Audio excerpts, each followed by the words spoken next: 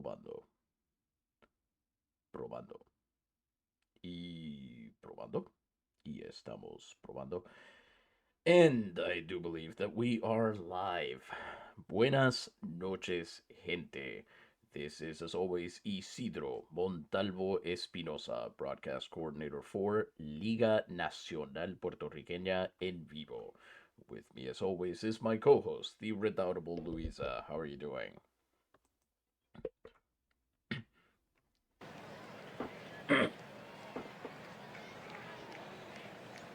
Um, I am glad to get to the end of this week. To be honest, this is the first time, and this is very unusual. I want to make this very clear. I have not opened Out of the Park Baseball 26 in a week. It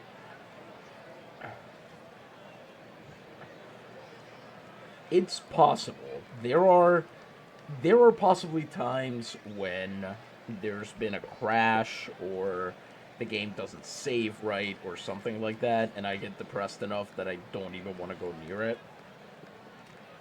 So I don't want to say authoritatively that this is the longest I've gone without it, but it's definitely up there for sure. So, in case that did not clue you in, we are just going to watch game two of the Campeonato Nacional Puertorriqueño. We have been unable to move even a single game forward, and if we had, you would know because we would have posted them. We record the national championship games, put them up on YouTube, and invite you to have fun with them. But yeah, we have not been able to do that this year, and so instead, well, you get to watch two back-to-back national championship games on Friday specials, and to be honest, you should be happy with that because you don't even have to pay for a streaming service to watch this, unlike Major League Baseball, which asks you to watch it on approximately 19 platforms at this point.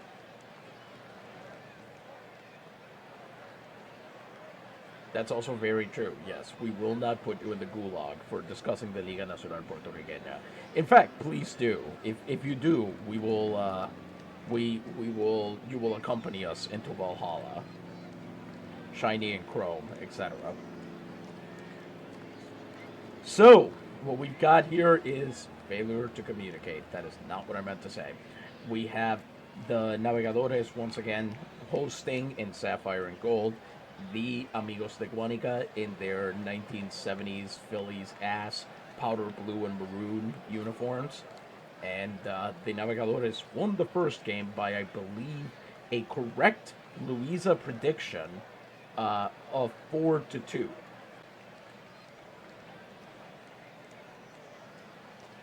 And if I remember correctly, Emmanuel Vargas hit a dinger. I think he was the only one to do so. Yeah, so it was definitely a player on the away team. And it is a good problem to have that the Navegadores have hit enough homers during the postseason that we don't remember whether one of them hit one. Normally, when one of them hits one in the postseason, that sticks in the mind.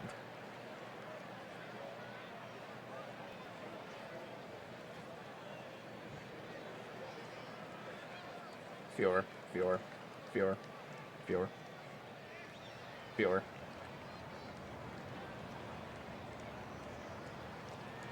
Pesos de pelota. Ball bucks. Yeah, 120 pelotas would be a lot of pelotas. Just suddenly 120 baseballs show up in your home. They're all different drag coefficients.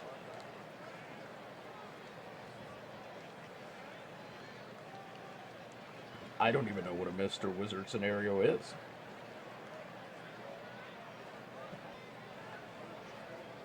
Yeah, that doesn't help me. Oh, is this like a Bill Nye style sort of thing? All right then. Says Matt the Fisherman. It's actually so insane how every single professional sports league is now making you have 20 different subscriptions. Could not agree more. For this one, you don't even need one subscription. Now, granted, you also don't get to see the majority of the games, but you know, it is what it is. If you want to get ticker tape style updates on your player and team, you could, of course, always sign up for the supporters club, in which case you'd get to create a player, we put you in the Discord, you get to follow that team, whatever, but you don't have to. We would rather just have fun showing you some great baseball. And we are 3 minutes past 7:05, so we should probably get started, actually. The only thing I'm going to mention before we crack into it is, if you're Jan Pajkos, you are excited today because he's been on fire. In basically the entire postseason, he's done amazingly well. But 2 starts ago, on November 3rd, so that is just under 2 weeks ago, he threw a no-hitter in the postseason, during which he reduced his ERA to, that's right, 0.69. That's all we've got. That's the only thing you need to watch out for. If he throws 2 no-hitters in the same postseason, we would officially consider him a madman. So, before we read our starting lineups and have first pitch, we of course need the first word from the first and greatest and foremost of our wonderful sponsors. Louisa, who is this?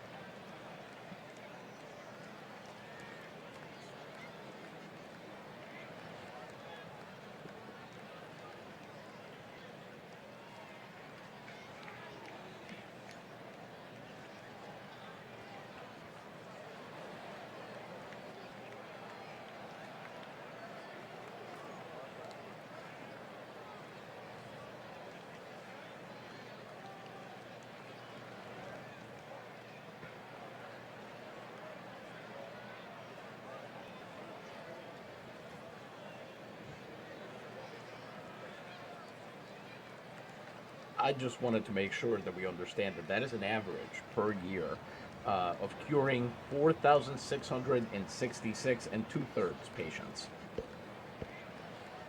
Then the remaining, I would imagine they feel 2/3 better.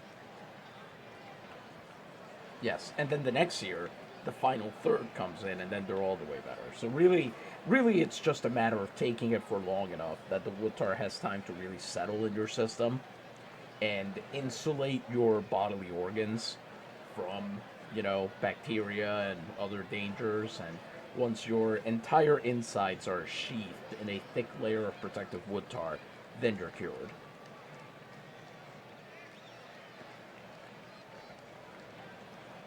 So, the starting lineup tonight for the visiting Amigos de Guánica. Batting leadoff and playing third base, number 44, Sebastián Martín. Batting second, the designated hitter, number 23, Mario Franco. Batting third and catching, number 1, Justino Garza. Batting fourth and playing first base, number 86, Emmanuel Vargas. Batting fifth and playing second base, the first Dane in Liga Nacional Puertorriqueña history, number 25, Cern Larson. Batting sixth and playing right field, number 35, Gaudencio Ojeda. Batting seventh and playing left field, number 42, Miguel Ramirez. Batting eighth and playing shortstop, number 28, Julio Casado, which I do love that his name means Julius married. Yeah, exactly. He's taken. And batting ninth and playing center field, number 24, Osmundo Mercado, which is one of those amazing Latine names that you just don't see anymore. I was recently reading Victor Villaseñor's Reign of Gold, which is named after the town that his family is originally from, Lluvia de Oro, in Mexico. And there is a guy from that town named Epitafio, which in English would be Epitaphius. Morbid?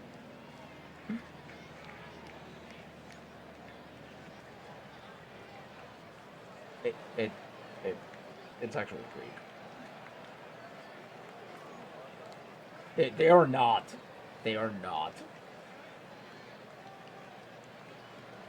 Yes, absolutely the same. That's why they're written with the same alphabet, and they totally have the same roots.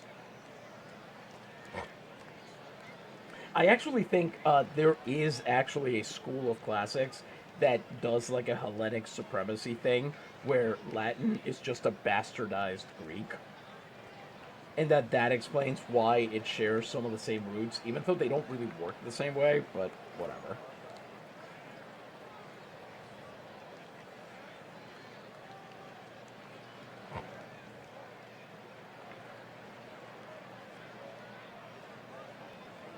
Wrong, wrong, wrong, wrong.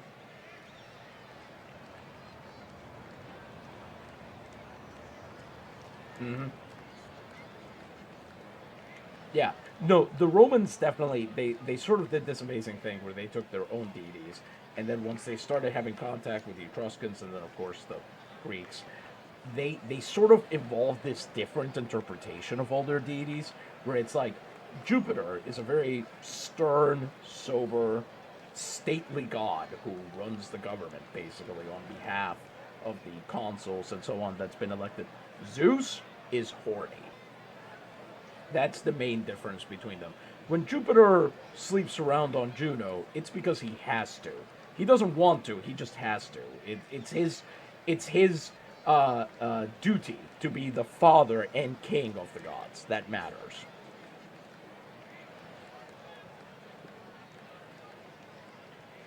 No, no, no. He doesn't have to. She understands that that's what he has to do because, like a good Roman woman, she understands what his role is in sort of perpetuating the empire. Anyway, now the starting lineup for your Navegadores de Naguabo. Batting leadoff and playing center field, number 27, Graham Underwood. Batting second and playing first base, number 16, Rob Feaster. Batting third and playing left field, number 55, Jake Getman. Batting fourth and catching, number 17, Pablo Salmeron. I know that it throws the brake on the train every single week, but the fact that you make it sound like a cut of steak, like all I picture in my mind is like Rodillon Bordelaise, you know? I know.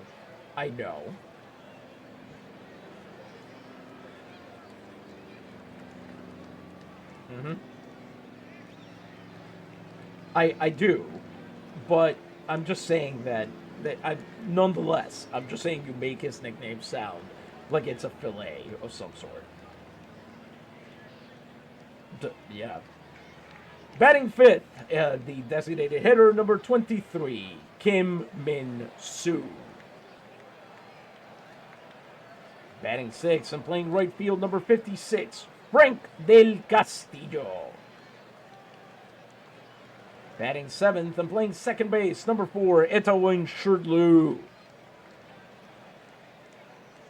Batting eighth and playing shortstop, number 6, Benigno Valdez. And batting ninth and playing third base, number 11, Wally Bach. Pitching tonight for the Navegadores de Naguabo, number 74, Jan Pajkos, the first fully Czech player in Liga Nacional Puertorriqueña history. Fastball, curveball, screwball, and changeup. Over the course of the postseason, he's 3-1, 35 innings pitched. ERA of 1.03, 25 strikeouts to just 7 walks. In this first inning, he leads off against Sebastian Martin, who is sitting at a .520 OPS with 5 runs batted in. The wind is blowing. Not anymore, because there's no Big Jack anymore.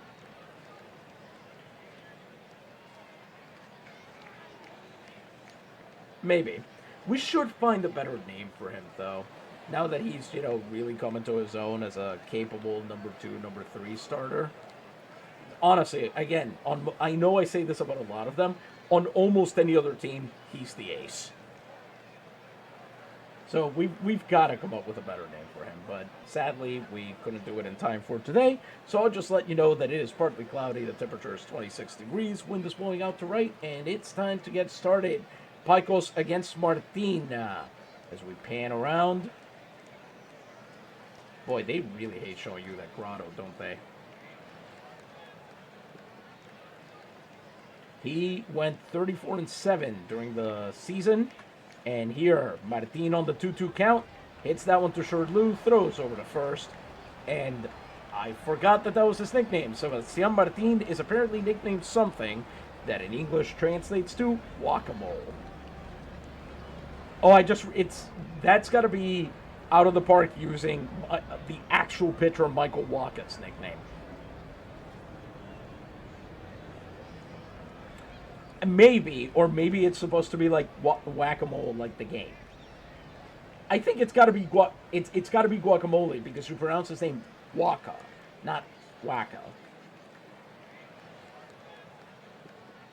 This is true. After that first out, which took 5 pitches, it was a fastball that secured that ground out. 3 fastballs, 2 curveballs mixed in there. He now faces Mario Franco. Franco is sitting at a 6.03 with 6 runs batted in and 7 stolen bases. 1 out, bases empty. Franco taking Pajkos to full count here. Grounds that one out right back to the pitcher. Pajkos has it, throws to first, and that is ground out number 2. Back-to-back groundouts to open the game. Another 7 pitches on the line, and really couldn't get anything past him until pitch 7, a fastball up and away. And he will now face Justino Garza, OPS of 496, 5 runs batted in. The catcher has been a large part of success for his team, so much so that they've passed on including Ryan Higgins, their standard starting catcher, and they've moved him not even to designated hitter. He's out of the lineup entirely.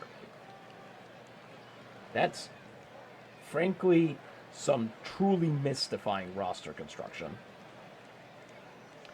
Anyway, 2 outs and the base is empty for Garza.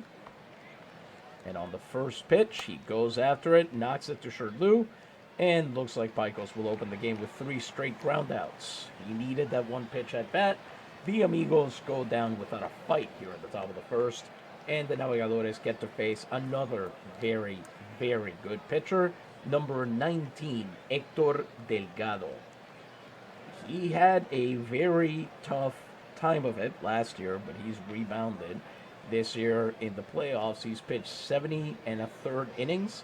He's gone 6-2 with an ERA of 1.41, 62 strikeouts, and 18 walks. He's got a fastball, slider, screwball, and sinker, and he just had an excellent year at the top of the Guánica rotation, leading the league in walks plus hits per inning pitched.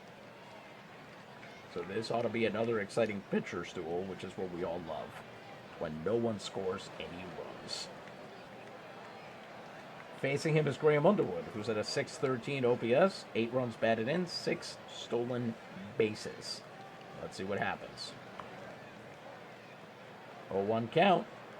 Delgado held opponents to 187 as a batting average, 357 strikeouts, and Underwood hits that one. Martin to his left, a good few steps there, but he gets it, throws to first, and that is out number 1. And I would love to replay this at some point. Quite the run, but he gets it done.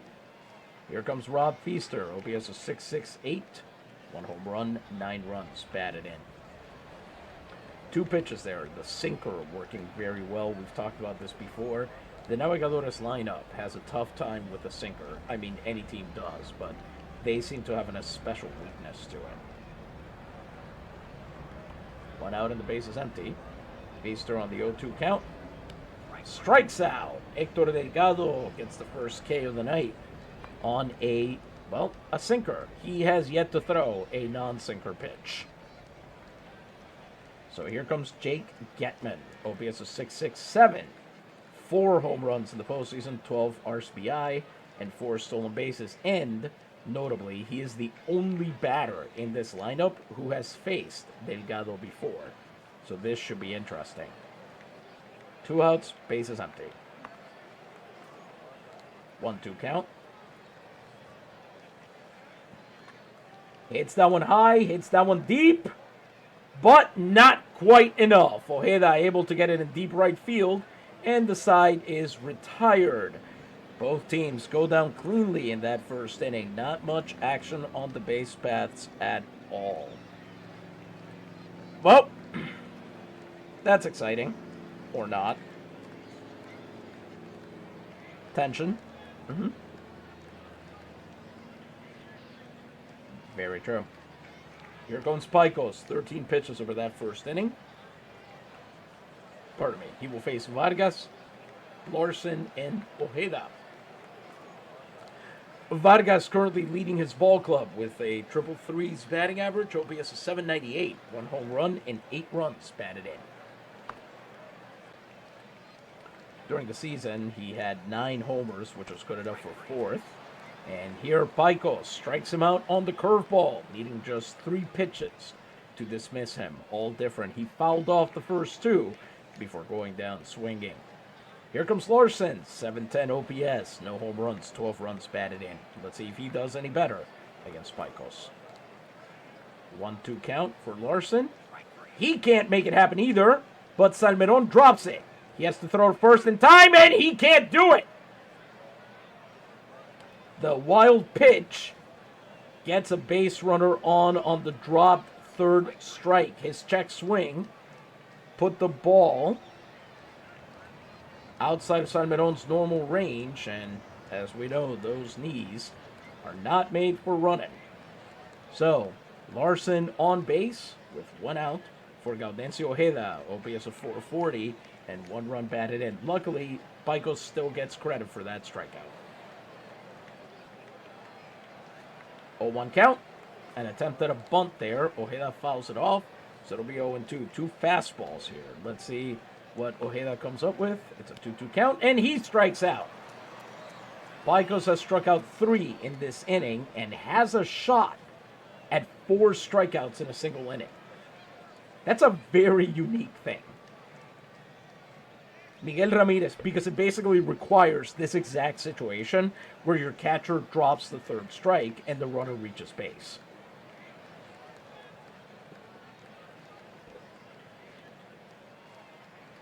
Apparently this was a wild pitch, but yes, that is the basic idea.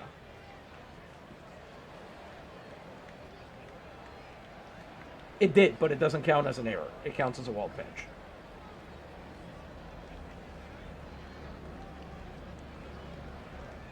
But where am I losing here?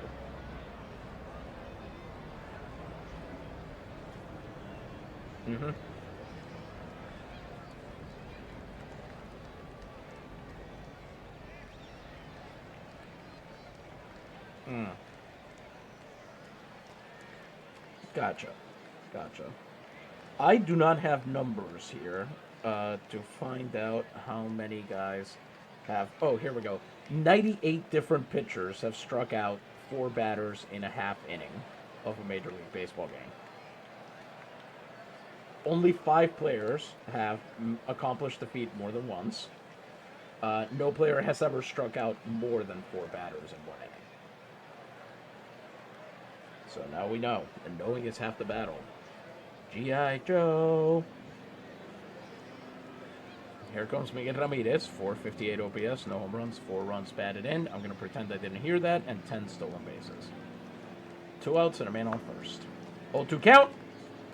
Hit to the shortstop, and Valdez cannot get it down. It'll be an infield hit, so if you were hoping for another Pajkos no-hitter, you're not getting one.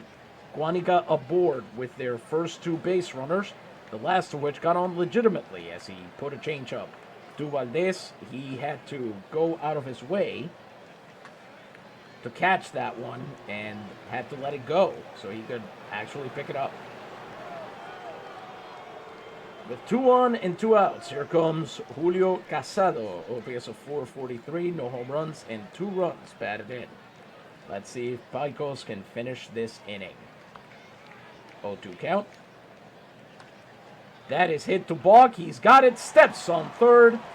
And Pajkos, after an inning that started off very, very well and kind of unraveled from there, gets back on the horse and prevents the Amigos from scoring. They strain 2 as we head to the bottom of the second.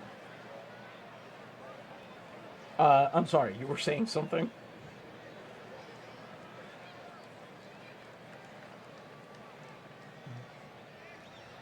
What is this thing about a pork chop sandwich?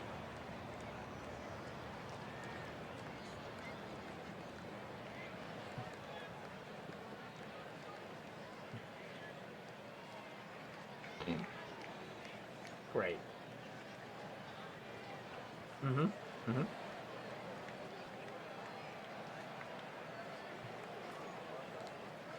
Uh-huh. Gotcha. Okay, I have not seen that one. I have seen one where one of the G.I. Joe crew just keeps offering people body massages. Yeah. Mm-hmm. The internet used to be fun. Héctor Delgado comes back out for the second inning. He has thrown 9 pitches and notched a strikeout. He will face Salmeron, Kim, and Del Castillo. Salmeron on fire right now, as you can tell by the flame next to his name. He's sitting at an .899 OPS with 3 dingers, including a grand slam in the postseason, and 12 runs batted in, which is tied for the lead. 1-2 count against Salmeron, and he strikes out on the, you guessed it, sinker. Here comes Kim Min-soo as Héctor Delgado notches his second strikeout. Kim Min-soo in 69 at-bats has an OPS of 574, including 3 home runs and 6 runs batted in. 1 out, bases empty. 3-1 count here. Kim hits it into foul territory, an easy catch there for Garza. And that would have been strike 2, so at least he did swing at a pitch in the zone, but boy, did he do nothing with it.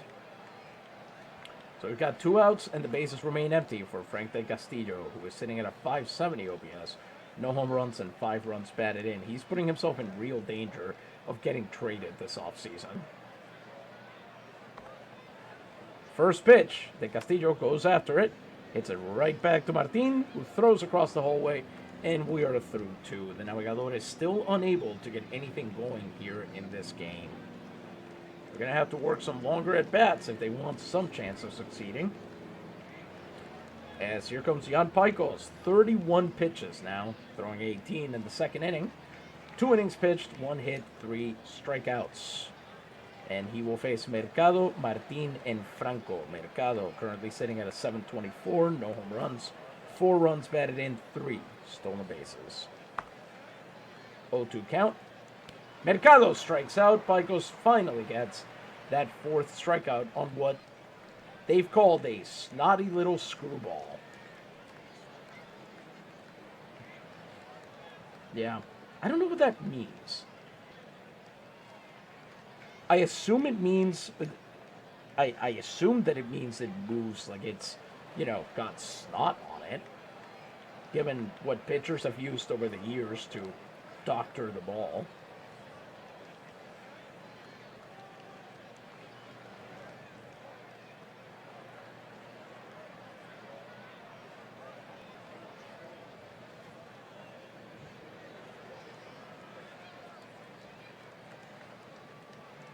Right.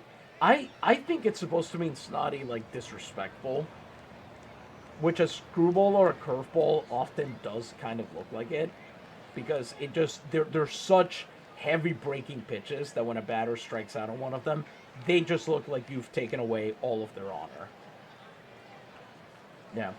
Also, people don't know this, but I believe Jimmy Stewart called the female lead Snotty Little Screwball in a movie in 1952. I don't remember the title, though. Almost certainly, yes. With a pencil in his hat. 3 screwballs were needed to dismiss Osmundo Mercado. He now faces Sebastián Martín, who is 0 for 1. 1 out, and the bases are empty. 2-2 count against him. Martín hits that one hard, and it goes all the way to the center field wall. Underwood catching it on the fly. That's going to be a double, and Sebastián Martín, with the second hit for the Amigos, puts a man behind Pajkos. We might see the Amigos score first once again. Here comes Mario Franco, also 0 for 1 on the day. Pajkos, another 7 pitches there. He opened with a curveball, went to the changeup, threw a bunch of fastballs and got nothing going. Switched back to the curve and eventually, well, ended up with a double behind him. Let's see if he has better luck against Franco. Full count to Franco. That's a roller to the pitcher. Pajkos gets rid of it, but not in time. It's an infield hit, and the defense so far in this game is not in the favor of the Navegadores. We're already having issues here. Pajkos now at 50 pitches. He's thrown 19 in this inning alone. 9 of them to Franco. Tried everything, and nothing has worked. And now he's got runners on the corners with 1 out.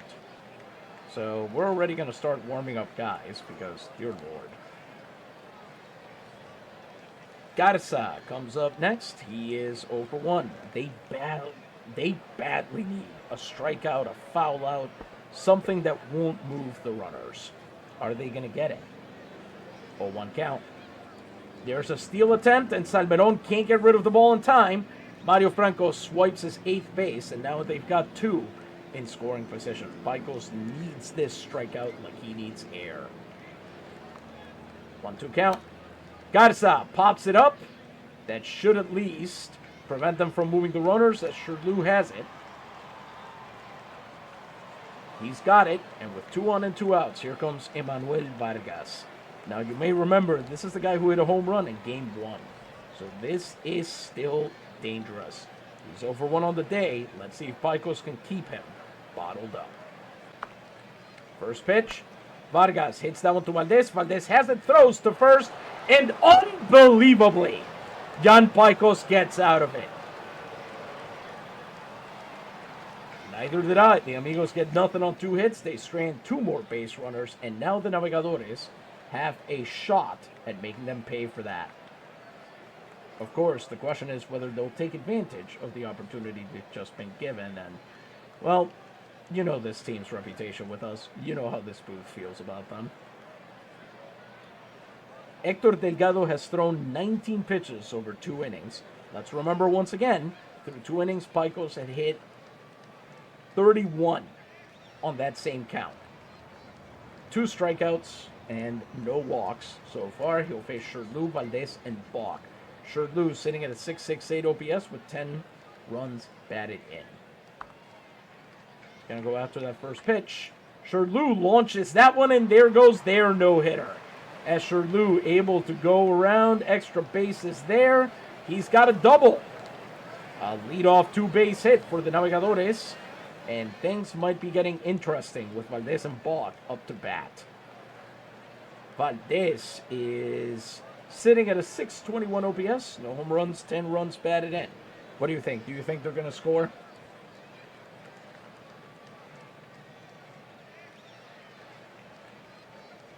All right. 2-2 count for Valdez. He strikes out. 3rd strikeout for Delgado on a sinker away. Oh, hey. How we doing, DS? I always forget. DSI friend. I always confuse it with DSL friend. We're actually in the 3rd inning. Unless it took a while for your messages to get through. But no worries. Nothing has happened. Well, I say that, but really nothing has happened in the same way that nothing happens, quote-unquote, during a soccer game, where it's super tense because no one's scoring and they're constantly maneuvering for position. That's kind of where we're at here.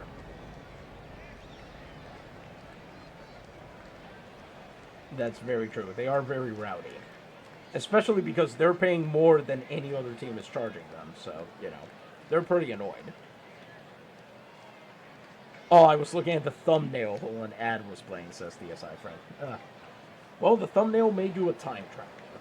So, Wally Balk, 402 OPS, 3 runs batted in. Not the guy you want up in this spot, but hey, guess what? They have no one better. 0-1 count. Launches that one. It's a pop-up caught by first baseman Vargas. And it's out number 2. Here comes Graham Underwood. He's 0 for 1 as the lineup finally turns over.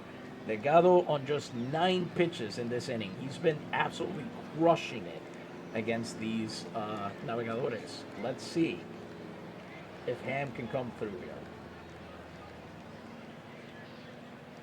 A little bit, yes. Lackadaisical. Underwood hits that one. He gets through Martin. Shirley running home. Ham brings home the bacon with a stand-up double down the third baseline. Naguabo goes in front with an RBI double there off the bat of Ham Underwood. Sebastian Martin can't get to it. He goes through his legs. Shirley runs home easily. And by the time the throw to the infield gets in, there is Ham Underwood. Perfectly done. Turns out DSI friend is our good luck charm. With Ham on second and 2 outs, here comes Rob Feaster, who's 0 for 1 on the day. Let's see if they can keep getting. By the way, he did that on the first pitch. Just crushed that slider down the line. Let's see if Feaster can also get lucky. 2-2 count.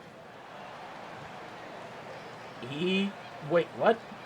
Whoa! He technically struck out, but the ump called catcher's interference. So that awards him first base.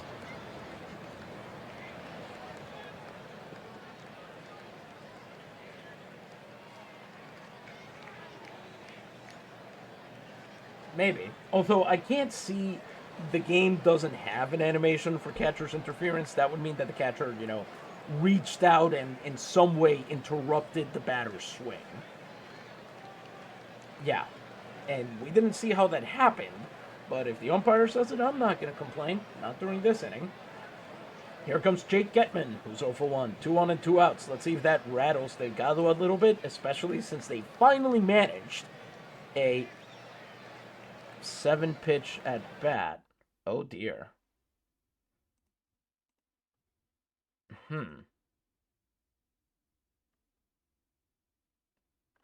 Sorry, DSI friend just let me know that apparently you are not coming through, and I don't know why.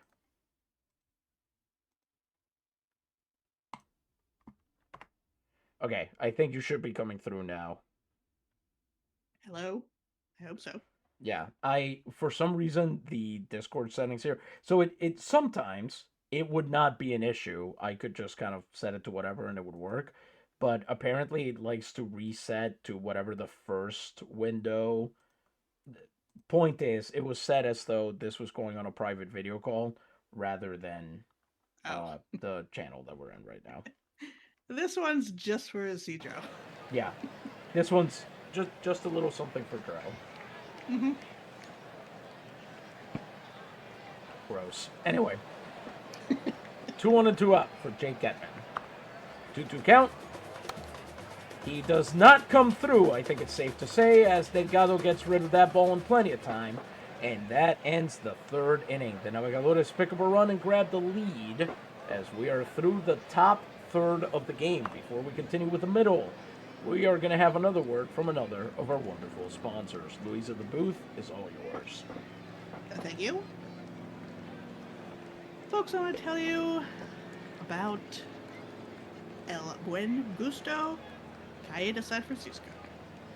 This is from January 20th, 1871. The shipments of merchandise imported directly by this firm are notable to our customers both for the quality of goods coming from Europe's finest factories and for the cheapness of our prices. Our assortment is composed of linen and cotton fabrics, cloth, silks of all classes, barège, handkerchiefs, trousers variously cut and made from excellent cashmere, cretonne for quilting, number 1 drill, stockings, fans, carpets of all sizes, tablecloths, napkins, towels, perfumery, and many other goods. We sell both retail and wholesale. I like that. I like a place that sells handkerchiefs, stockings, and carpets. Real one-stop shop for all your fabric needs.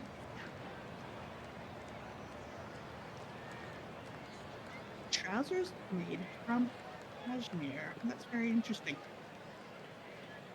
Trousers are already made of wool, so I guess that makes sense. Cashmere.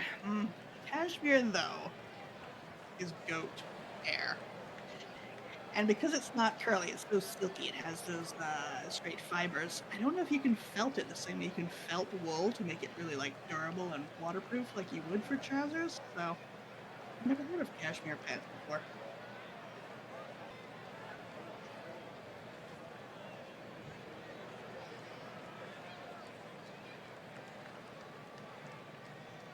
Drill, I think, is a heavy canvas. I know we looked that up before, and I don't remember.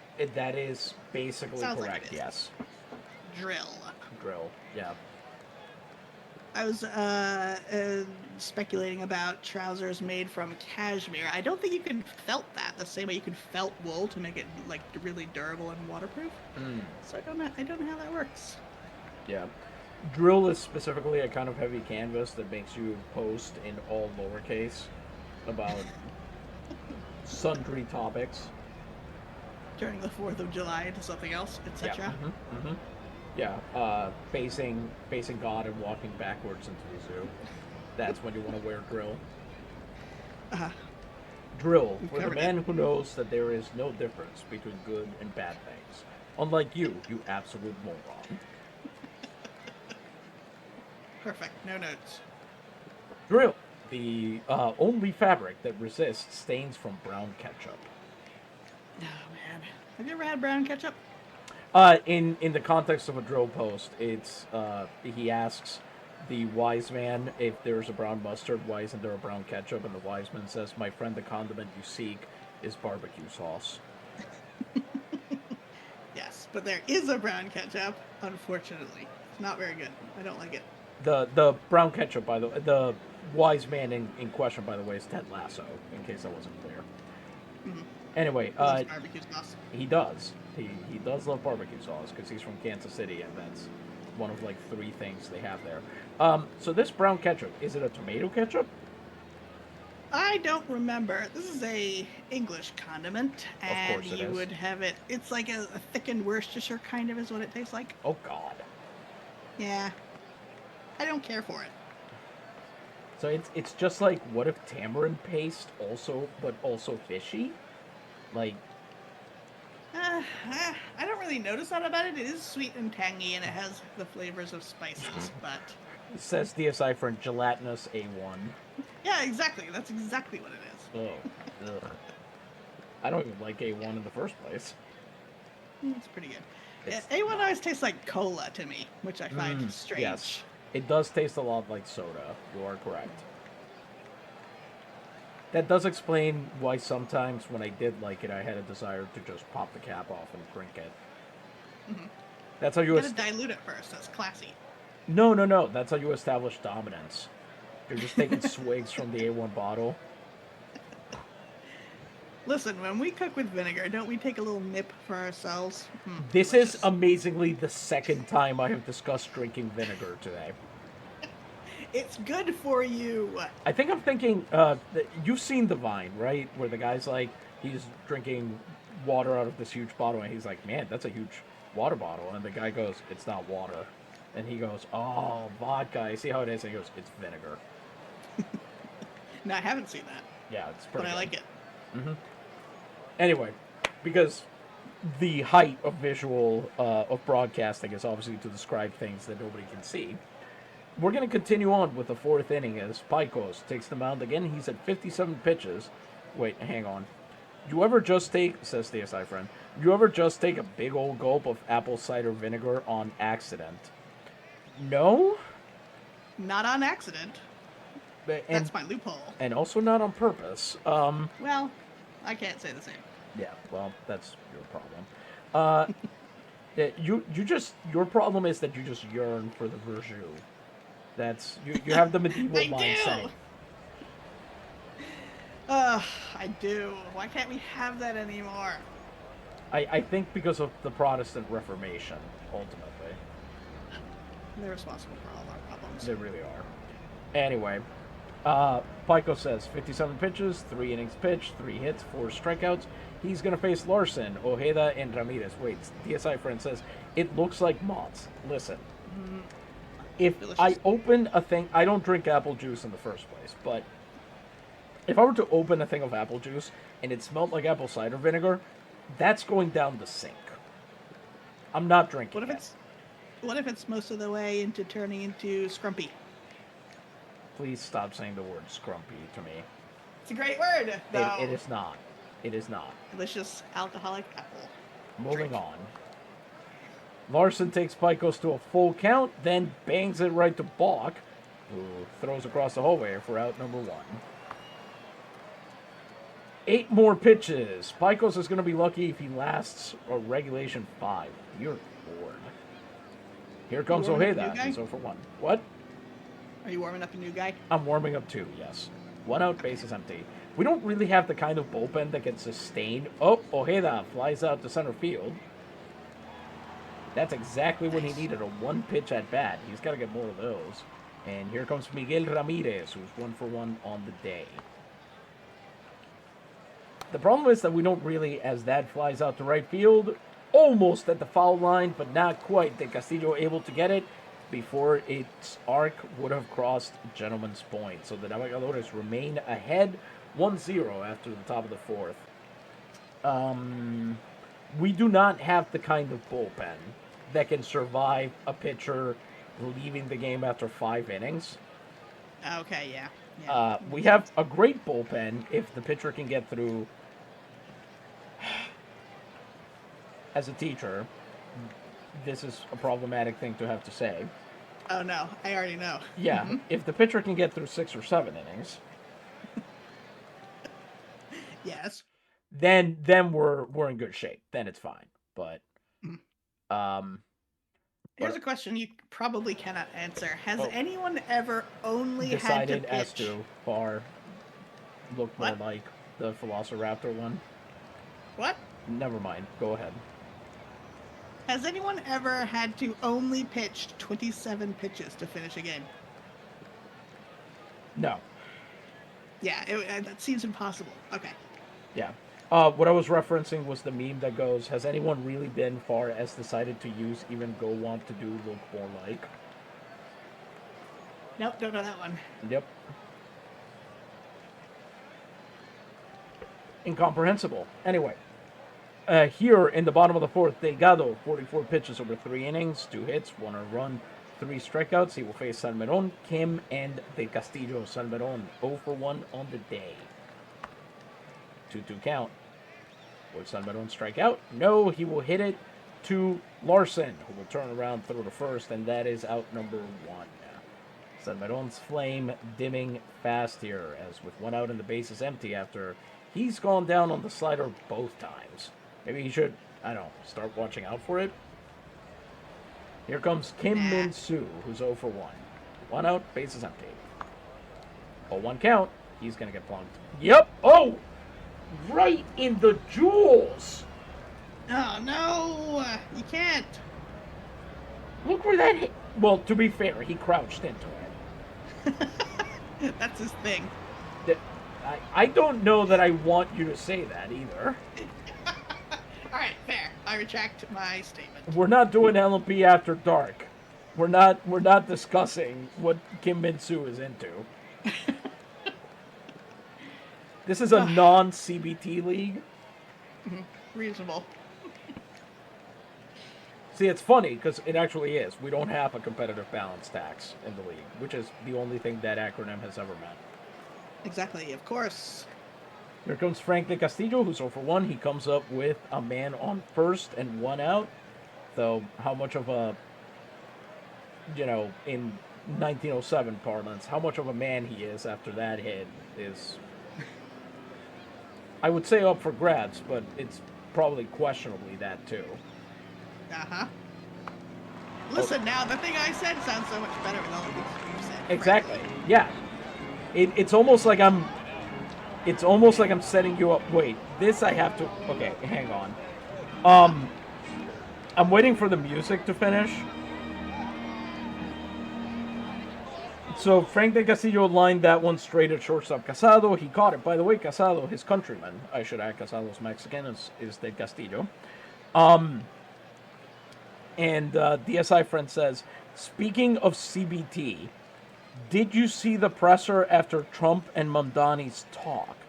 I don't know which CBT we're talking about here, but it does sound like Mamdani did some sort of cognitive behavioral therapy judo on the president. Did you see any of this, Louisa? No, I heard people talking about it, that it was very bizarre the way It all was. went down. At one point, the conservative reporters asked him, they were trying to set up, something there. And they're saying to Mamdani, so you said Trump is a fascist. Do you still believe that? And he starts saying, Mamdani starts saying, I have spoken about, and Trump literally just pats him and goes, just say yes, it's easier than explaining. And Zorang and Mamdani goes, okay, yes. And then they move on. What's even? He seemed entranced. Like every picture I've seen of the two of them, somebody just said it. Get you somebody who looks at you like Donald Trump looks at Mamdani. Yeah. And I accidentally. Someone on Mastodon said, I forgot how much Trump just likes being around attractive people. Mm-hmm. I'm like, yeah, there's probably something to that. And they're both New York guys. No. Sorry, apparently my knuckle grazed the wrong thing. And the PvP has gone rogue. Uh-oh. People are button like this is a cursed game is what this is.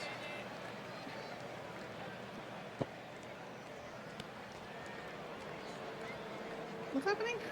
I'm trying to end play-by-play without pause, and it's not working.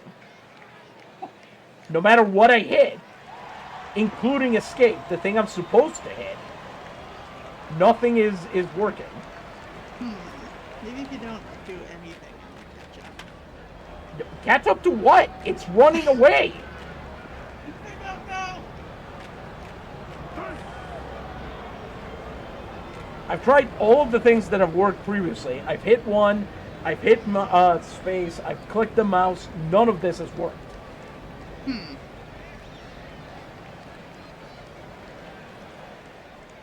Okay, finally. All right. There we go. Let's take a look at the game log here. So where we left off was where Sherdluz struck out swinging, and then the top of the fifth began. Pajkos walked Casado on 6 pitches. The sac bunt from Osmundo Mercado moved Casado to second. Pajkos walked Sebastián Martín. You can't do that. That's how you end up with this problem. Franco struck out swinging, and then Justino Garza put up a single that moved Casado from third to home. So they've scored. They've tied the game, and they've got 2 on with 2 outs again. So the game is now 1-1. However, it would appear that Julio Casado is injured and had to be removed from the ballgame. Looks like he injured his right foot, sliding it to home. Those are the problems you want to have, really. Are they? If you're a ball player. I suppose. And Pajkos at 90 pitches through 4 1/3 will face Manuel Vargas, who's over 2. 1-2 count. Vargas strikes out, and Pajkos gets out of it with just the 1 run. So that retires a side. The Amigos even the score at 1 as we head into the bottom of the 5th. Let's see what happens here. Delgado at 58 pitches will face Valdez, Balk, and Underwood. Valdez is 0 for 1 on the day. Delgado is through 4 innings with 2 hits, 1 earned run, and 4 strikeouts. 2-2 count on Valdez. He hits that one right back to first baseman Vargas, and he makes it aboard. That's incredible wheels from Benji there. Look at that. Nice. There's no way that should end in a hit, but here we are. And the crowd lets them know that they appreciate that. And this is a crowd whose love, as we know, is hard won. So Very true. here comes Wally Bogg, who's 0 for 1. Man on first and no outs. I wonder if they'll try a steal here. They will not.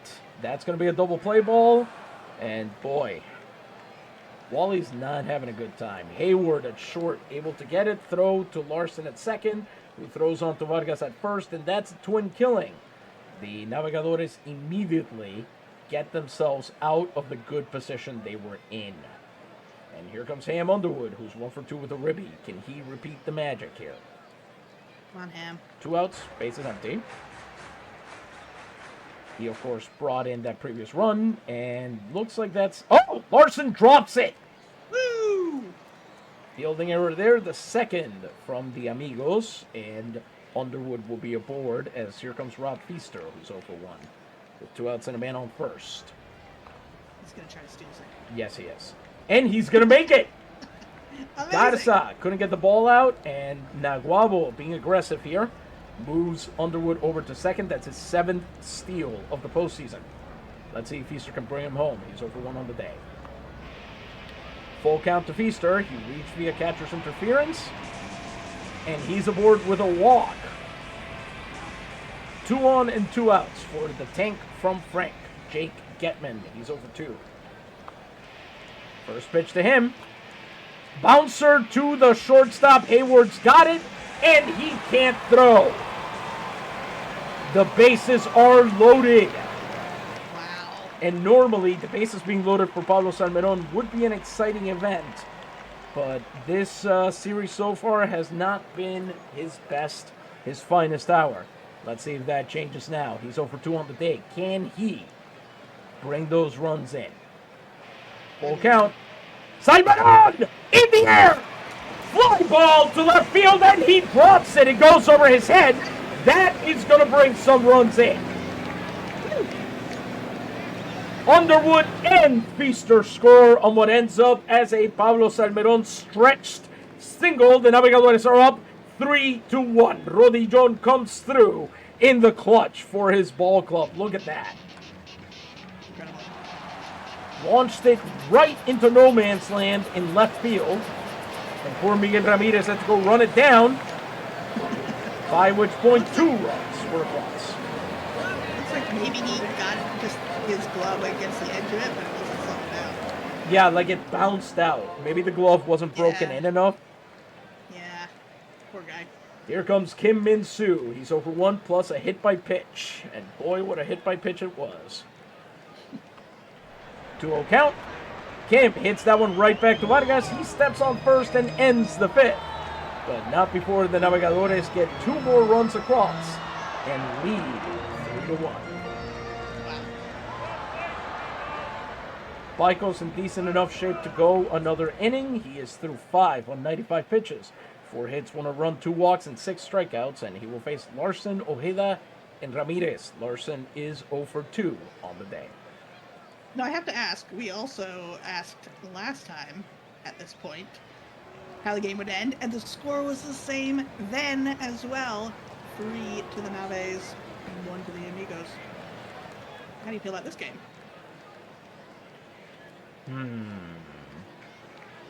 Let me activate the spice in my body and access my ancestral memory.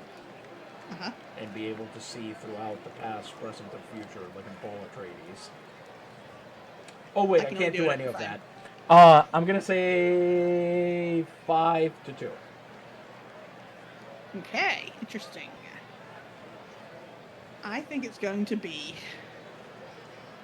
6-2, and I don't know why, but I think that's what it's going to be. All right, here goes nothing. Pajkos allowed that man aboard. Larson with a fly ball hit. Here comes Caldencio Ojeda. He's over 2 on the day.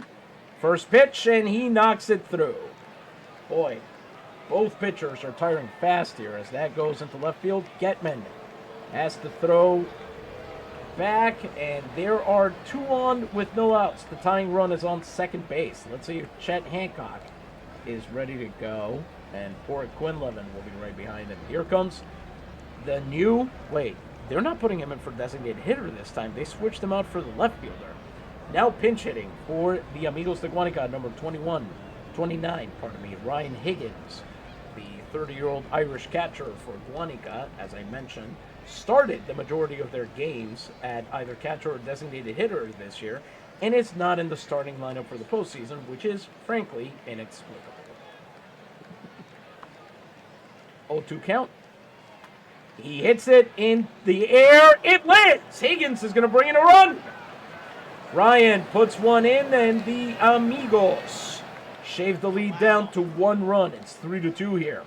Here comes shortstop Judson Hayward. He's number 16. He's only gotten 2 at-bats in the postseason and has gotten no hits out of them. But with runners on the corners and no outs, basically anything he does will tie this game. He just cannot strike out. 0-2 count. And he does it! Just a hit parade off of Pajkos. That's going to tie the game, as Frank De Castillo has to run to it. Oh, man. And this is a whole new ball game. In fact, the Amigos take the lead. Hayward with a 2-run double, playing the hero here for his team in the top of the 6th. Frank De Castillo had to run that one as Underwood gets over his skis on the route. And the Amigos aggressively proving to send the runner home there. Perfect situation. Well done. And the Amigos are suddenly in the lead 4-3. The Navegadores have a hole to take themselves out of, as Pajkos just cannot stop giving up contact. With a man on second and no outs, still no outs, he'll face Osmundo Mercado, who's 0 for 1. 0-1 count. Do you regret putting in Pajkos? Not really. Okay. It's... Jesus Christ. It's a bunt attempt. Balk able to gather it in, but he can't get the throw off in time. And Mercado, who did not intend to be standing on first after this, is safe. Here comes Sebastián They're Martin. rattled. They really are. Men on first and third with no outs. Here comes Sebastián Martin, who's 1 for 2. On the very first pitch, there's a steal attempt. Double steal. Salmerón doesn't detect it, and they score another run. This is a complete disaster. Yeah, I really don't know what to say anymore. It's 5-3, and at this point, just for the sake of, with a man on third and still no outs, as Guánica has put up 4 runs here in the top of the 6th. Now pitching for the Navegadores de Naguabo, number 31, Chad Hancock. He's had 4 1/3 innings, allowed 3 hits, 4 strikeouts, and a walk. We're hoping that his changeup and cutter will work better against these batters. Sebastián Martin, 1 for 2 on the day. He's on a 1-0 count. On the 1-1 count, Sebastián Martin with another base hit. That's going to score another run, and it's now 6-3. The Amigos just proving to take advantage of all that space out there in the outfield. This is brutal. Yeah, really. Here comes Mario Franco. He's 1 for 3 on the day. Sebastián Martin on first with still no outs. And he steals second and third as Salmerón commits his second error of the inning. Sebastián Martin had not stolen a base successfully in the entire postseason. What the heck? What is going on? 3-1 count with a man on third and no outs. On the full count, Franco launches that one into center field. Underwood catching it. You have to imagine they tag up Martin. No, apparently they won't move him. And finally, mercifully, they have 1 out. Hancock now faces catcher Justino Garza, 1 for 3 with a ribby. He tied the game the last time. He comes up here. That goes to right field. De Castillo has it. Martin will definitely tag up on that, and it's now 7-3. Guánica leading this game by 4 runs now. 6-run top of the 6th. And Chad Hancock here, who has been unable to stop them hitting and scoring at will so far, will now face Emmanuel Vargas for the first time in a while The bases are empty with 2 outs, and Vargas is 0 for 3.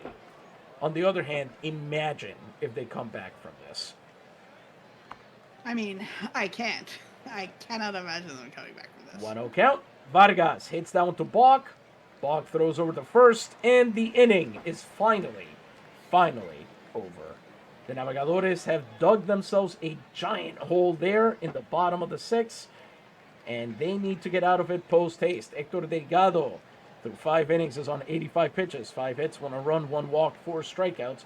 He'll face De Castillo, Shirley, and Valdez. De Castillo's 0 for 2. If he can get a hit here, that's a good leadoff position to be in. But I don't think he's going to. He lined out to Casado last time, and on a 1 for 2 count, he strikes out on what definitely would have been ball 2. Rough. By the way, now in left field for the Amigos de Guánica, number 4, Billy Hamilton. Here comes, speaking of number 4, Etaoin Shirley, who's 1 for 2. 1 out, bases empty. 2-2 count.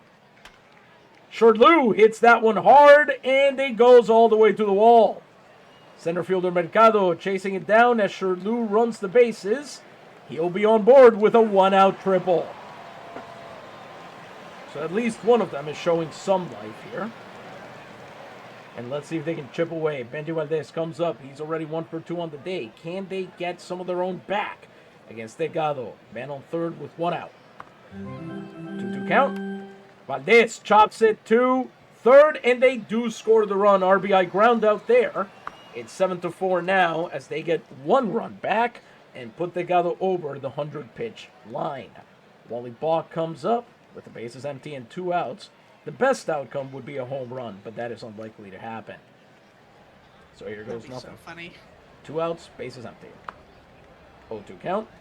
Balk grounded into a double play last time, and here, swings and misses at a terrible pitch. Okay. Alright, why not? They're not dead in the water yet, but boy, they are not making it easy on themselves. Before we move on to the bottom of the game and see if the Navegadores can pull a rabbit out of a hat here, we are going to have another word from another of our sponsors. Louisa, the booth is once again yours. Thank you. Folks, I want to tell you about the Spanish restaurant and inn of Don Pedro Lopez. This historic establishment, located on the exquisite beaches of Mayaguez, has just received some necessary improvements for its owner. Attentive as always to the comfort of those who patronize it, gives no quarter in his quest to make it a pleasant stay for all passers-by, and indeed intends to place it at the same height as the best examples of it on the island. To this end, new, spacious, and well-ventilated rooms have been built on the top floor, furnished with every decency, and a new grand dining room capable of seating a large number of guests, and which includes every comfort that might be wanted. In regards to our careful service, good treatment of customers, and well-provisioned tables, this house is too well known for us to try and boast about them, since all who have spent a night here can testify as much. And it is known that the owner has spent his time and energy on nothing other than to add further credit to it through painstaking watchfulness and growing expenditures. Today, with the newly introduced improvements, he can finally offer to the public an establishment worthy of the culture of this town, in hopes that his efforts will not go unnoticed by his fellow citizens, who will know how to appreciate his sacrifices. That's great. Sounds like a real revamp for the Spanish restaurant and inn, and also he's guilting you a little bit, because he did spend a lot on these renovations, and it would be nice if you would appreciate them and go to his restaurant and have a meal. I wish we could hear about the menu of this place. I always want to know what they had going on. Is this the Spanish Inn or whatever it was?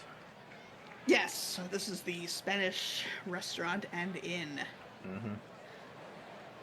I was saying I wish we could see the menu. I also am wondering, in such a time, this is 1871, in such a time as that, without, eh, most places didn't have building codes. Can you just revamp the whole top floor of a building to suddenly be restaurant space, and it's still okay? I don't know. I wonder. So I hope it was. Almost certainly. I cannot imagine there being rules about this sort of thing in 1871 Puerto Rico. Oh, sure. I just mean I hope it was safe, like there weren't fire hazards or Oh. weight problems for Um, having all those people up there. The entire island of Puerto Rico appears to have been one giant fire hazard in the 1800s. Yeah, they were apparently using gasoline generators, according to that other ad. Hey, those gasoline generators do not burn. They do not cause stench. Oh, that's They true, don't you're do right. anything. The magical gasoline that burns in them does not do anything except provide heat and light to your home. You're right. I'm sorry. I recheck my negative statements about the substance of gasoline, which is a perfect and holy liquid. Now I think you're just turning into a Morden Joe. Do not become accustomed to gasoline lest you become addicted to it. That's right. Yes, drinking gasoline instead of vinegar. Delicious. That's right. All that petroleum inside of you. Yes, that's good. Petroleum and vinegar. That's what they say, right? That's what you're filled with. Yeah.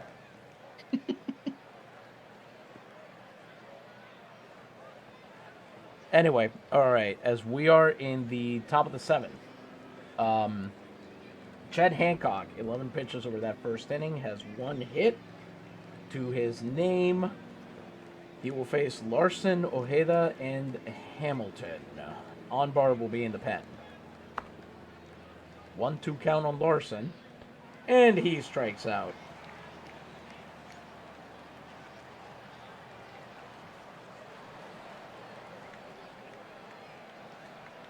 So let's see here.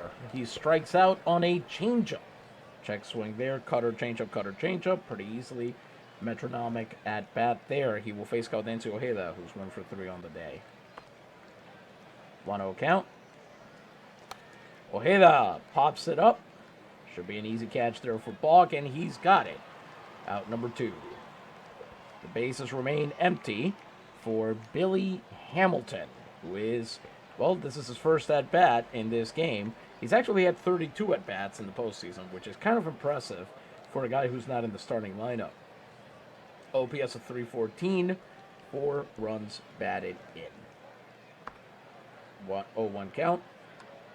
He hits that one to Valdez. He's got it in plenty of time and throws over. So that is out number 3. We are through the top of the 7th there. And boy, he only needed 2 cutters to retire him. Hancock doing yeoman's work here. Turning things over to the bottom of the 7th, where the Naves, top of the order, Underwood, Feaster, and Getman have a chance here to get some stuff done against Héctor Delgado, who is sitting at 104 pitches, 6 innings pitched, 6 hits, 2 runs, 1 walk, 6 strikeouts. I was going to say it's time to look at any other games going on, but there aren't any. There are no other games. I mean, not in the LNP.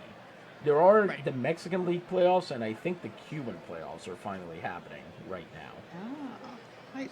But unfortunately, we can't check them from inside this game. So let's see here. Underwood, 1 for 3 with a ribby. On the 2-1 count, Underwood launches that one not quite down the first baseline. Vargas able to just step on the bag. You want to talk about a disrespectful out? There's one. He didn't even he just brushed the bag with his foot and then walked away. Yeah, definitely disrespectful. Out number 1. Bases remain empty for Rob the Grackle Feaster, who's 0 for 1 with catcher's interference and a walk. Says DSI friend, did either of you get tickets for the WBC in Puerto Rico? No. They are in March, if I remember correctly, and I have to work. What is this? The World Baseball Classic.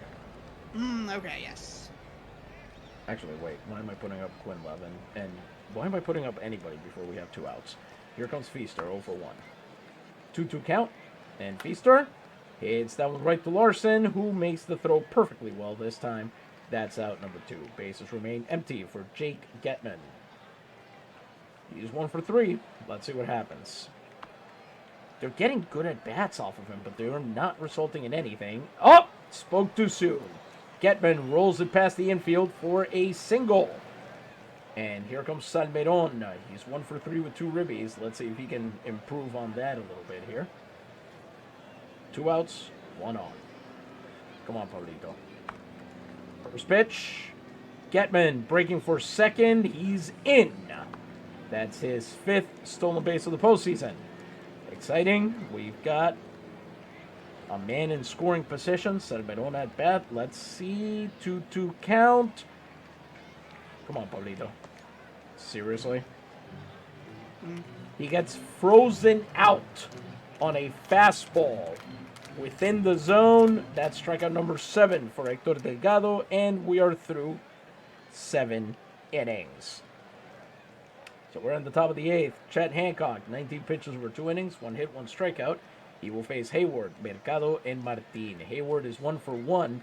He really got the party started in the 6th inning with a 2-run double where things really got out of hand for the Naves.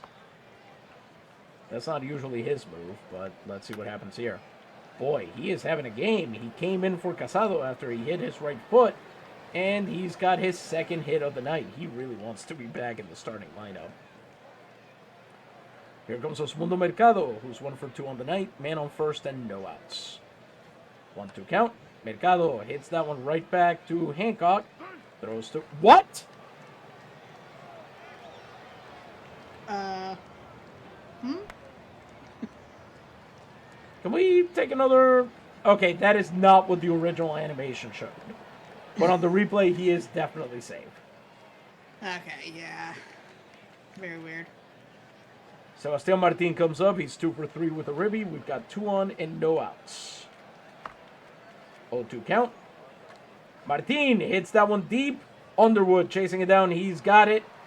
And they are going to run Hayward to third, giving the Amigos a chance to bring in that run. Hancock will now face Mario Franco, who's 1 for 4 on the day. Runners on the corners with 1 out. There's a steal attempt, and this time Salmeron finally nails him at second base. 2 outs now, and suddenly Hancock is looking like a new man. He might have a shot with a man on third and 2 outs. Franco, 0-2 count. He strikes out, and Chad Hancock has given his team everything he could possibly be asked for. The Navegadores have 6 outs to try and turn this game around. Héctor Delgado is sitting at 126 pitches over 7 innings, 7 hits, 2 earned runs, 1 walk, and 7 strikeouts. Kim Min Soo will lead off this inning. He is 0 for 2 on the day. 0-2 count. It's that one through. Hayward can't quite get to it, and Kim Min Soo comes through in the clutch. Let's see. Do we have any fast runners sitting on the bench right now? Kind of. Not really. Well, what's Ted's speed lately? Oh man, he is a very fast runner. Yeah, let's do it. Why not? Alright. Now running for Kim Min Soo on first base. Number 2, Ted Balloon. You want to tell them his nickname? Balloony Balloony. Yes, damn right it is. Here comes Frank De Castillo, who's over 3 on the day. 0-1 count. No! He lines out right to Larson. Oh boy, 2 fastballs. Come on, man. He is tired. Take advantage of it. Here comes Shirley. He's 2 for 3. 1-2 count. Hits that one up the middle. And they cannot make the throw. Larson sends it to second, but the throw is off. Balloon makes it to second base. They've got 2 on for Benji Valdez, who's 1 for 3 with a ribby. Just in case, they hit it to a double play. Here goes nothing. 1-1 count for Valdez. He pops it up. That's a huge can of corn, and it's right over the mound in Fleetwood Fly. 2 outs, 2 on, and here comes Wally Balk, who's over 3. You know what? What?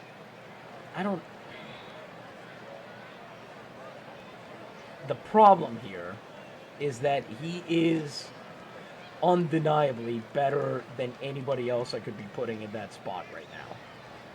Yeah. I don't really have a choice in this regard. So here goes nothing. Wally, come on, man. Make us proud. 0 for 3 on the day. Full count. He walks! It's a balk walk to load the bases. And now let's see if Ham Underwood can come through. He's 1 for 4 with a ribby. Oh, no. 0-1 count. Hits it up the middle! That'll bring in a run! And they're sending Sherdlu home. Aggressive send from the third base coach. It's a 2-run single! The Navegadores shaved the lead down to 1 run with 2 on still and 2 outs as Ham Underwood for the second time today comes up clutch. And with a roller up the middle that Larson dove for and couldn't get through, he scores 2 runs there. The Navegadores put themselves within winning range with the tying run on third and the go-ahead run on second. Here comes Rob Feaster, who's over 2.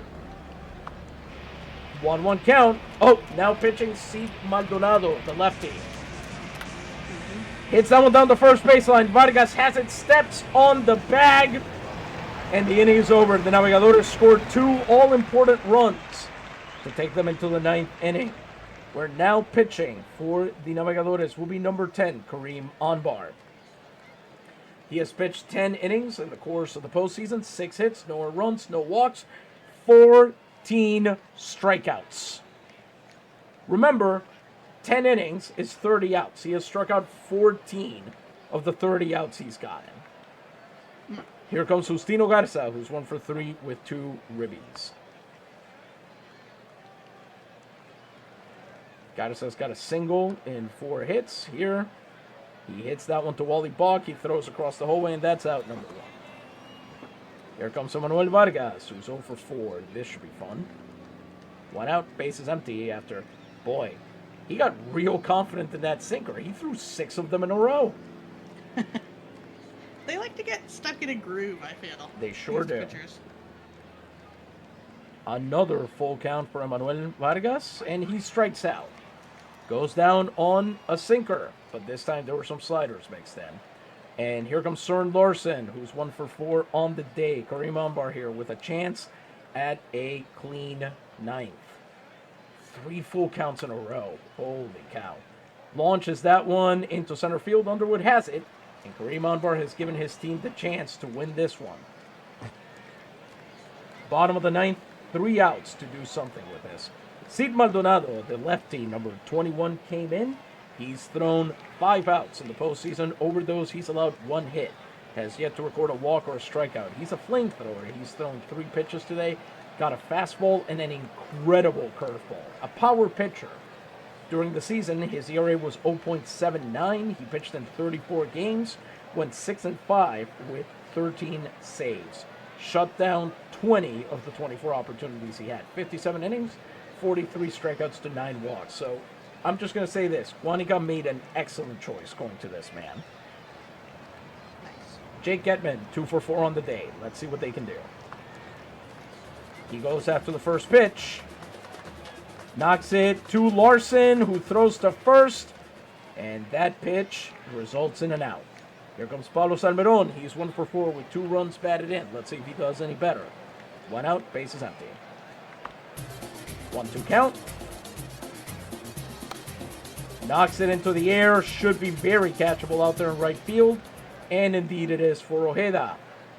That's out number 2. Ted Balloon comes up as the last chance for his ball club. And let's see if we have anybody better here. Uh,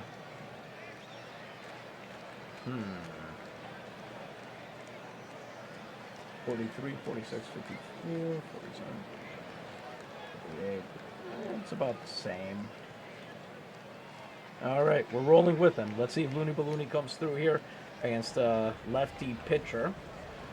2 outs and the base is empty. I don't think it's going to happen, but here we go. He knocks it through. Ted Balloon comes through with a base hit to keep the inning alive up the middle. Oh, man. And here comes Frank de Castillo, who is 0 for 4 on the day. Boy, if he came through here, that'd be incredible. Balloon breaks for... Oh, he's safe. Whoa. He had to duck under that one, looked like. Mm-hmm. Full count. Is it going to happen? Frank de Castillo strikes out on a full count pitch. And Guánica wins game 2. It's tied up in the Campeonato Nacional Puertorriqueño as the Amigos draw even with the Navegadores. Just in time for sunset. Woof. Good game. Can't say anything wrong with it. Very bizarre. Indeed. Héctor Delgado gets a 7th win of the postseason. 7 2/3 innings, 9 hits, 600 runs, 6 runs, 2 of which were earned, 2 walks, and 7 strikeouts. Cid Maldonado with his first save of the postseason. 4 outs, 1 hit, 1 strikeout. Pajkos takes his second loss as he only lasted 5 innings, during which he allowed 9 hits, 6 runs, 4 of which were earned, 2 walks, and 6 strikeouts. Chad Hancock pitched 3 very manful innings, 3 hits and 1 run, struck out 2, and Anbar, of course, 1 inning and struck out 1. On the offensive side, we have to shout out Underwood and Salmeron. Underwood, of course, a stolen base, scored a run, 2 hits and 3 runs batted in. Salmeron driving in 2 of his own, and Sherlock scored 3 times. It just wasn't enough. And I want to say something. This is fun fact land. This is the first World Series, this is the first Campeonato Nacional Puertorriqueño the Navegadores have played in, where both teams have won a game. Wow. They got swept in 1903, they swept in 1904 and 1905. So this is the first time they've made it to the Campeonato Nacional, and both teams have won a game in the Campeonato. That's incredible. Mm-hmm. I really was not expecting it to go this way. I really did not think Guánica had the offense to keep up with the Naves. But you know what? I'm very happy with this result. Yeah, this was definitely a fun game. For sure. If we look very quickly at the other leagues before we let them go, the Volcanes in the Mexican League are up 2-0 on the Colibris, who got their shot in the arm by trading for Hector Sanchez, a big-time player. And I gotta say, if you expected the Trovadores de Mérida to make it this far, I need you to tell me the lottery numbers, because they have not been a good team historically. That's incredible. Nice. They just got lucky in the right time, I guess. They sure did. In the Cuban League, Santa Clara is up 2-0 on Matanzas. Habana is up 2-0 on Nueva Gerona. Santiago and Holguín, 2 of the best teams, possibly the 2 best teams in the entire league, are tied 1-1. And Bayamo is up 2-0 on Trinidad. And I think the last one to check on is... Oh, no, Canada did finish up. Thunder Bay won that one. So I think that's everybody. Any final thoughts before we let them go? Just so you never know what's going to happen in baseball, and that's why it's fun. Exactly. Boy, Justin Hayward coming in as an injury replacement, scoring those 2 runs, or driving them in. You know, the Navegadores managing to get within 1 run. Pretty incredible, really. I think everybody should be pretty happy with themselves. And God knows, as we head into this next game, well, the Naves have undoubtedly the scariest pitching rotation in the league, but Guánica has possibly the 2nd or 3rd scariest. Mm-hmm. And so the question really is, which, as happened today, which pitcher in each game gets more rattled, I think is all the marbles for that game. Okay. So we'll try and record the rest of the games, and of course, we hope that the Navegadores win. If we run into an elimination game, that will be next Friday. Eventually we will run into that game, but the point is, we'll whether it's the Naves or Guanica, whichever team has to play the game or lose the Campeonato, that's the game we're going to run next Friday. So this is the rare occasion where you're going to get several weeks of the Campeonato. Usually you only get 2, you're going to get 3 this time around. Until next time, this has been, as always, Isidro Montalvo Espinosa, broadcast coordinator for Liga Nacional Puertorriqueña en vivo. Gente, buenas noches, gracias mil y Dios les bendiga.